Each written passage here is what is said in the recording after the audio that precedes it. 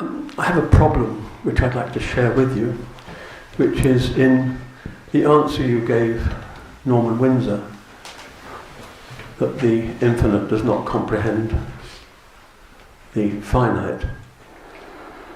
If I consider that the essential nature of everything is Sat Chit Ananda, that it's omniscient, loving everywhere, I can't reconcile that with the infinite not comprehending the finite. Would you like to go over that again, please? Imagine an infinite space, an infinite physical space. That is an empty space in which there are no limits. You could imagine the universe before there are any planets in it. Now imagine the appearance of an object, let's say a planet, in this infinite space. That object, that solid object, the planet, it displaces a little bit of the infinite space. In other words, there is a tiny little part of the infinite space that is no longer infinite space, it is finite planet. And therefore the infinite space is no longer infinite.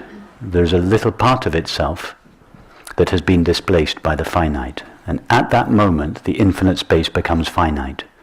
It's the same thing. In order for God's infinite being to know a finite object, such as a person or a world, it must seem to overlook the knowing of its own being and become a temporary subject.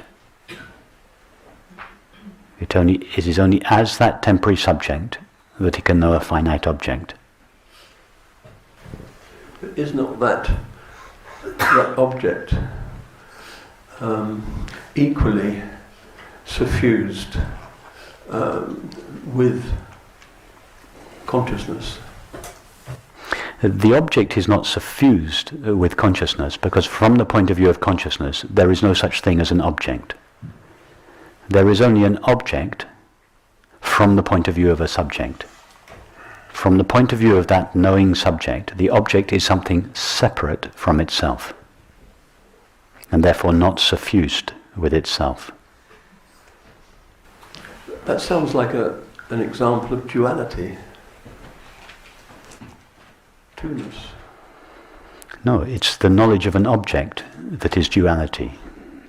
You said, is not the object suffused with consciousness? If there is an object, you're in duality. The object is not suffused with consciousness. From the point of view of consciousness, there is no such thing as an object. It's only from the illusory point of view of a separate subject that there is something called a separate object made of matter. Now, as an attempt to reconcile the situation, the illusory subject then tries to imagine that the finite object is suffused with consciousness. It is not. From the point of view of the temporary subject, the object is something separate from itself, and the name we give to that separate object is matter. Matter is the name that the Greeks invented to account for everything that takes place outside consciousness. There is no such stuff. We cannot say matter is suffused with consciousness. There's no such stuff as matter. There's only stuff called matter, or an object made of matter, from the point of view of the separate self.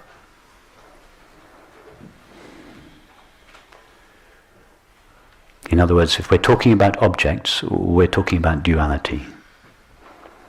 And if we're talking about objects being permeated by consciousness, then we're trying to superimpose non-duality on duality. It's not the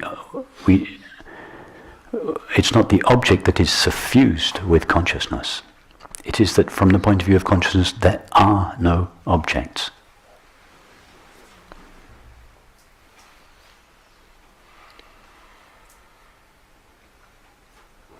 Well, I think that is outside my experience of seeing it from a point of complete oneness. couldn't comment on that.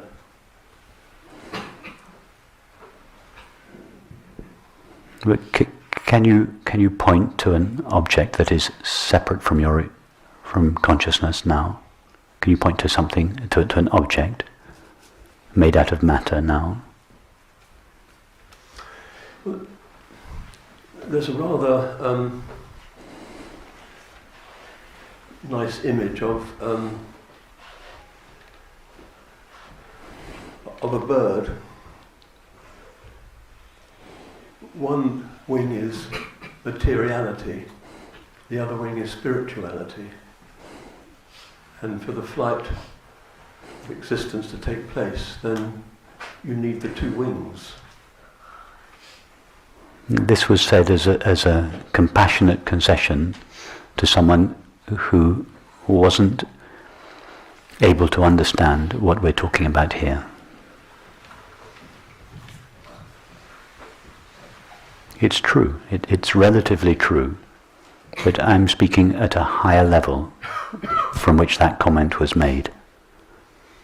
Now, I'm not suggesting that the person who made that comment didn't know what we're speaking of here. He most certainly did.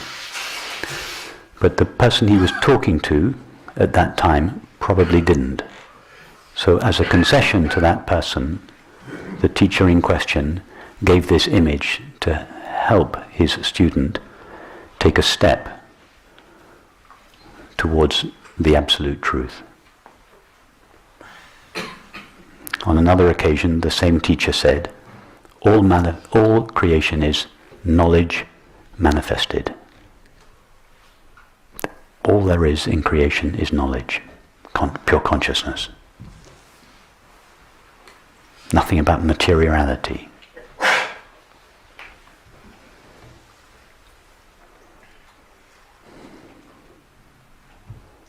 That would be Chit in the Satchitananda.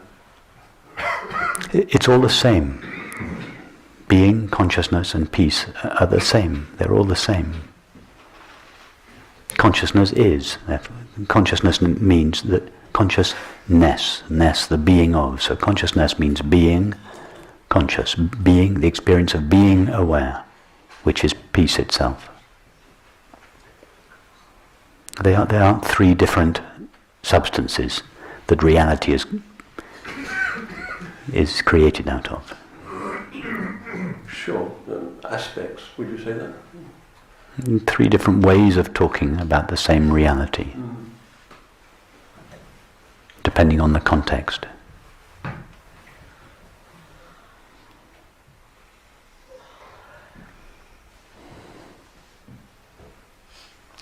Going back to your question to me about did I see objects? I mean, I suppose I do see objects, like Where? in this room. Where? Can you point to one? This chap sitting in front of me, for example. Your experience of him is the experience of seeing. That's all you know of the chap sitting in front of you, is the experience of seeing. It's an experience of the mind, it's not an experience of matter. It's not an experience of matter, you say? No, it's an experience of mind. It's an experience of seeing. Close your eyes. What happens to the chap in front of you? He disappears. All that was there was seeing. Now put your hand on his shoulder. Like touching, yes. Sensing. Experience of the mind. And what is the experience, what is the mind, what is seeing and sensing and hearing and tasting made of? All that's there is knowing. All that's there, as the Shankaracharya said, is knowledge, pure consciousness. You've never experienced anything other than pure consciousness. And you are the pure consciousness that experiences it.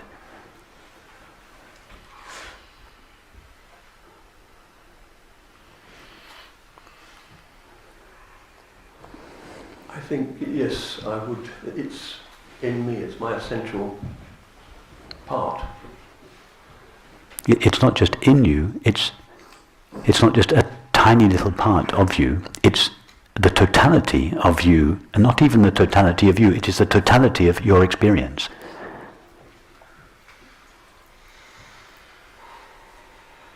The entire The entirety of Jane's experience, walking the streets of London, is made out of Mary's mind. It's all there is there, Mary's mind, nothing else.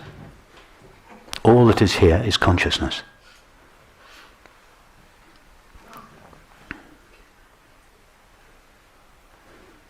I don't really have a problem with that. From that point of view, you said, what's in me? I am viewing it from within me, from my point of view. Yes.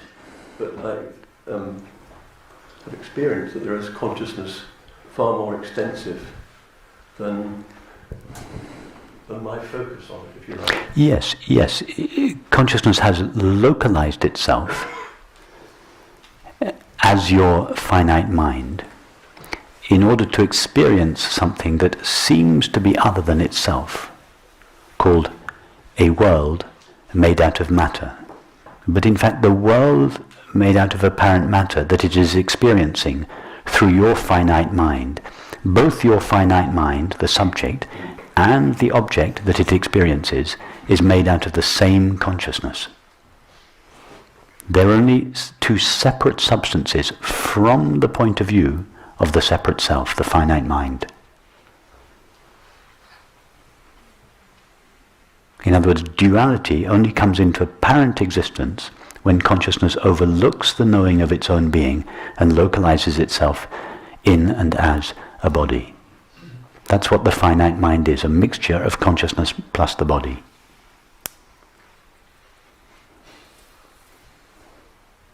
The knowing element of the finite mind belongs to consciousness. The finiteness of the finite mind comes from the body. The mixture of the body's limitations and the infinite nature of consciousness produce what's called the finite mind. The mind that seems to know duality. That then would be the image of the bird in flight. Yes. Yes, you could say, as a concession to the separate self, you could say that there is the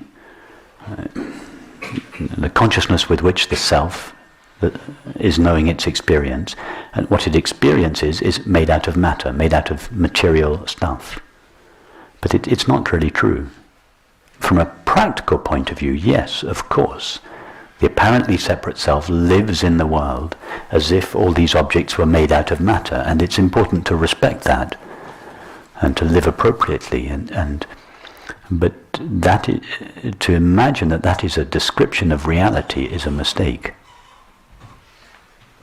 Matter is a way of seeing, not something that is seen.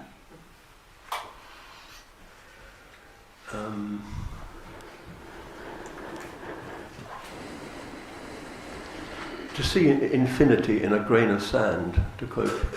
Yes. There you're making use then of the material world. It's how you view the material world. Yeah, exactly. In other words, to see infinity in a grain of sand, you no longer see an object called a grain of sand. You're seeing infinity. William Blake was describing far more eloquently and succinctly what I'm trying to describe. You've now prompted me to say one of my favourite Blake quotations. And apologies but I never tire of hearing this quotation. I think it's so profoundly beautiful and such a beautiful expression of non-duality in the Western tradition. William Blake was having a conversation like this with one of his friends.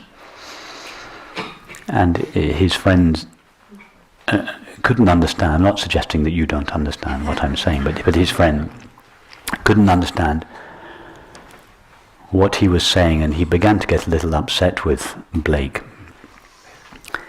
And Blake had said to him, I do not see the outward creation. To me it is all hindrance and not action. And then his friend got very upset and said, what? Do you mean to say that when you see the sun set, you do not see a round disc of fire, somewhat like a guinea? And William Blake replied, oh, no.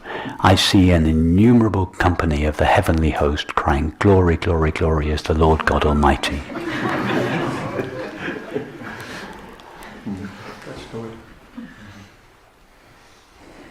all he saw was God's infinite being. And it was God's infinite being that saw God's infinite being.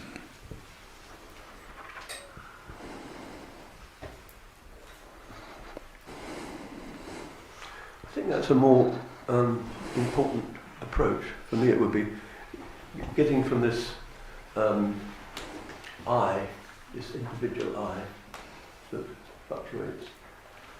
In the answer to the question to Norman, you were saying that there is a movement between the individual I and the infinite I. No, on the contrary, I didn't mean to say that there was a movement between these two I's. There are not two I's. There isn't an infinite I and a finite I. There is one I, there is one self, there is one consciousness. It is that one consciousness that has the ability to assume the forms of limitation and appear as such as a limited I. But the I of the limited I is God's infinite I. There is no separate self. There is just an imaginary, self-imposed limit upon the infinite I of consciousness. Then the task is to get rid of those limitations? There is no path from I to I.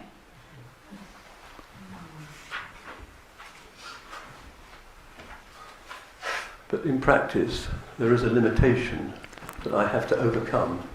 No, the limitations don't need to be overcome. All you need to do is ask yourself, this is one way. You could ask yourself the question, am I aware? What's the answer? It's just two tick boxes, yes or no. No room for discussion. Are you aware or not? Well, the question prompted me to look at the whole room. No, I didn't ask you if you're aware of the room. I asked you, are you aware? Yes. Yes, okay. What is it that knows you are aware? I would say the Atman. No, come down to earth. Speak. Just in your experience. What would be the quality needed by whatever it is that knows that you are aware? What must its first quality? Doesn't change. No, what must its first quality be? The quality of that which knows I am aware. It is here. Perfect. It is present. It is being. What is its second quality? You're absolutely right. The first quality, it must be present. Its second quality, it only requires two qualities. Knowledge, exactly. It must be aware. So when we ask ourselves the question, am I aware? There is a pause. We go to the experience of being aware. And as a result of that experience, we answer, yes, it is my experience that I am aware. But who is having the experience of being aware? Whatever that is aware. It is awareness itself that is having the experience that there is awareness. Yes. Now, what did you have to do to access the experience of being aware? Did you have to overcome any limitations? Thoughts in the head. Did you struggle with your thoughts in the head when I asked you the question, are you aware? Or did you just go directly to the experience of being aware? That was pretty immediate. It was immediate. You just went straight there. Irrespective of thoughts in the head, you might have a headache, or you might be cold, you might be tired, you might be unwell, irrespective of the condition of the mind, the body, or the world. When you hear the question, am I aware? You just go straight to the experience of being aware. That is, being aware becomes aware of being aware. It ceases giving its attention to an object, and its attention falls back to itself, and it touches, as it were, it touches itself, and It says, yes, I am aware that I am aware, which is a longhand version of I am that I am. This experience of being aware is everybody's primary experience. When I say everybody, I don't just mean those of us that are interested in non-duality. All 7 billion of us have the same access to the experience of being aware. Ramana Maharshi had no more access to the experience of being aware than you or I do. It is just there, freely available, 24/7. The only reason that most of us don't notice it is because our attention is given exclusively to objects. But as soon as our attention is led away from objects to ourself, in this case by a question, are you aware? It's just right there, totally available, accessible. Now, that very awareness that you are aware of as the experience of being aware, that is the only consciousness there is to which thought has superimposed a limit. All that's necessary is to contemplate the nature of the experience of being aware. And in that contemplation, the experience of being aware is gradually divested of its limitations and stands revealed as infinite consciousness. That is what Ramana Maharshi meant when he said, when the I is divested of the I, only I remains. When the separate self is divested of all its apparently separate limitations, the true self, which it in fact always is, remains. Before Abraham was, I am.